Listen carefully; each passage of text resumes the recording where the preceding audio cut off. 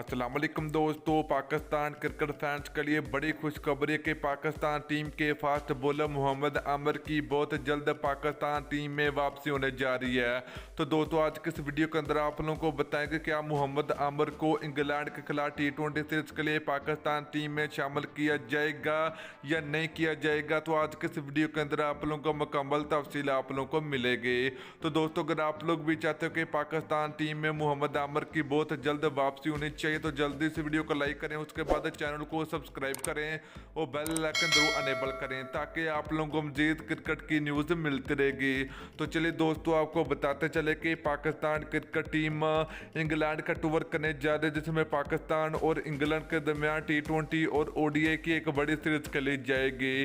तो दोस्तों Pakistan cricket team के फास्ट बॉलर मोहम्मद आमिर की बहुत जल्द पाकिस्तान टीम में वापसी होने जा रही है। पाकिस्तान क्रिकेट टीम की बहुत ज़बरदस्त जो कि स्क्वाड में शामिल किया जाएगा मोहम्मद आमिर को इंग्लैंड के खिलाफ T20 सीरीज के लिए।